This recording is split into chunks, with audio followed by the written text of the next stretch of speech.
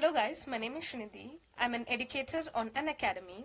I teach English grammar on this platform. So in this lesson, we're going to learn the rules and many more things about paragraph writing. So many of you have been asking me to do a course on paragraph writing and email writing. So this is on paragraph writing and the next lesson will be on email writing. So I hope this one helps you guys. Thank you so much. Hey guys, so this is a lesson on paragraph writing. So as I told you all, I've been asked by a few of you all to do a lesson on paragraph writing, mail writing and other forms of writing. So let's get started with paragraph writing for this lesson. So a paragraph writing is a foundation of all essay writing. Obviously any type of writing will contain paragraphs, so you must first know how to write a paragraph, and then will we learn how to write an essay or how to write an article.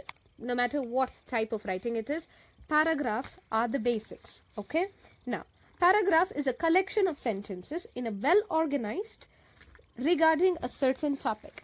So a paragraph is nothing but a collection of sentences, but the key point here is they must be in an organized way, and they all the sentence in that particular paragraph must be pertaining to a specific topic. It's not like I write one line about a topic, the next line about another topic. No, that's not a paragraph.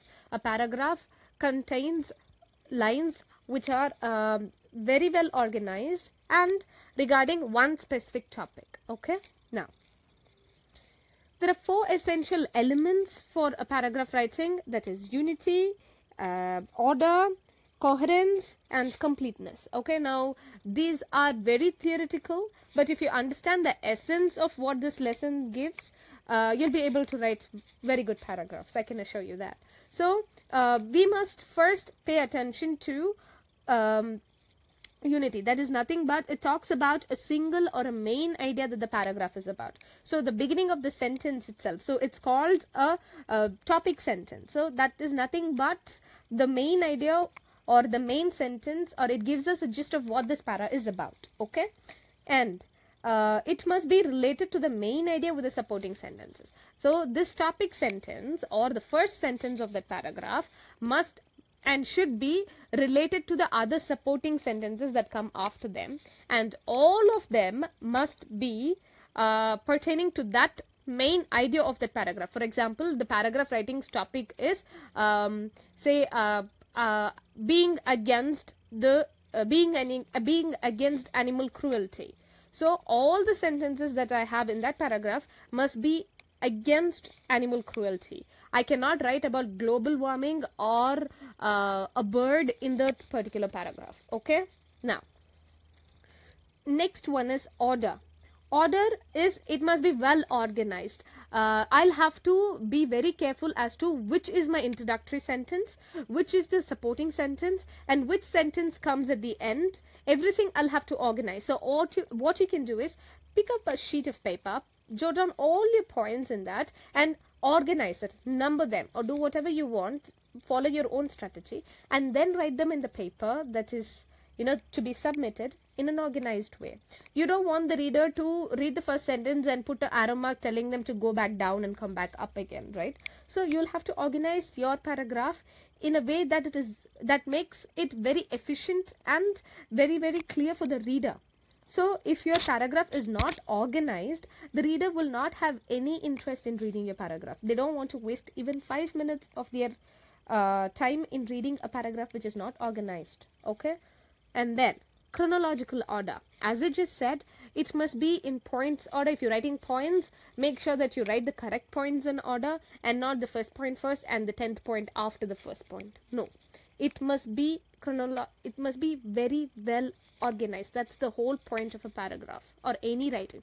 We write these kind of paragraphs for the user or for the reader to be you know, to get very clear idea about what you're trying to say. So sometimes writing and making people understand is difficult when compared to talking, because when you talk, you're able to explain yourself much better, but in paragraph writing you will have constraint of words. So if they say 50 words, you'll have to stick to that. So you will have to choose your words wisely and put them so that the reader gets the exact idea of what you're trying to express. Okay, order of importance, like I just said, choose what is important, because your paragraph will not go for pages together. For example, if you have a word limit of 100, so I cannot write 120 words or 140 words. I will have to stick to 100. So I will have to tell what I want to tell in an effective way using those 100 words. It is difficult, but it's a challenge. Okay, now next point is coherence. Coherence is nothing but it's a quality that makes the writing very understandable. So for example, there is no need for us to use technical words or technical jargons. I don't want to use a word that sounds so bizarre. What's the point when the reader doesn't understand? The whole point of communication is for the reader to understand whatever the speaker says or the writer says. So if I'm not able to bring out that point, there is no point in me writing or talking. So whatever I say, the quality must be good. I can keep my sentence simple, but the key point is I will have to make it presentable. I can use simple words, but yet make my sentence more effective. And the quality should be good. What decides your quality? Your grammar, your punctuations. Everything decides the quality. The basics is the quality. Okay. Next one, well-connected sentence. So you can use connectors.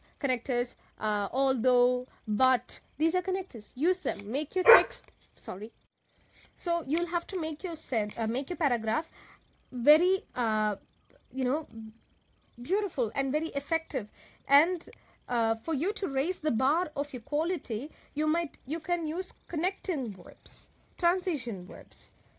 So these are the ones that will actually uplift the standard of your text. I can write 5 sentences with full stop, and okay, the reader gets your point, but yours is not impressive. In order to impress the reader, you can use transition verbs, or say firstly, secondly, and put your points like that. See, firstly, whatever you want to say. Secondly, this is the case. So when you name it, when you connect your sentences, it gives more fluidity to your paragraph, and the reader is captivated by your writing skills. Okay, that's the whole point. Next one, use a consistent verb tense. So this is where most of us do a mistake. So the first 2 sentences are in the simple present, and then I move on to future, and then I end it with the past tense. So this is absolutely ridiculous. If I'm using one tense, if I'm using present, I'll have to follow present throughout. I'm using past, I'll have to follow past throughout. Using future, follow future throughout. Do not change the tenses in the middle, because that will give a very bad impression of you to the writer, to the reader. Okay? Now, completeness is the last one. Completeness is nothing but a well-developed text. That means I'm starting off with the introduction, continuing with the body that talks more about it, maybe advantages, disadvantages, or whatever it is. And I am, at the end of that paragraph, I'm giving you the conclusion of it. So that means my text is well developed. I've taken it from the basics and finished it up very well. So that's development of the text. Next one, sentences must support the main idea. So it's not like I say something in the introduction and say something else in the conclusion. No, I should not be ironic here. I should support only the main idea. If I'm for it, I should talk for it. If I'm against it, I should talk against it. This is not a debate. We don't talk for and against in a paragraph writing, but it depends on your topic. Okay? Next one. If there are not enough sentences or information to prove your thesis, the paragraph is incomplete. Okay, the word limit is 50, and you're not able to express in those 50 words what you're trying to say. You just talk vaguely about the topic. The whole paragraph is of no use. Okay, so you have to be very, very prudent. You'll have to be very smart in using your words and developing your text in such a way that the reader gets the message in a way that is really impressive. Okay, next one, conclusion. So whatever it is, give conclusion. Conclusion is, sometimes it is always better to give your personal view in the conclusion part. For example, if I'm writing about animal cruelty, in the conclusion I should write what I think about it. So that's the conclusion. Okay, I shouldn't write about I wouldn't be writing something which is non-relevant to the text, but yet a conclusion that is, from my point of view, is appreciated. Okay, so that is pretty much about the paragraph writing. If you guys have any doubts at all, please ask me in the comment section. I'll see you guys in the next lesson, which is email writing. Until next time, bye bye.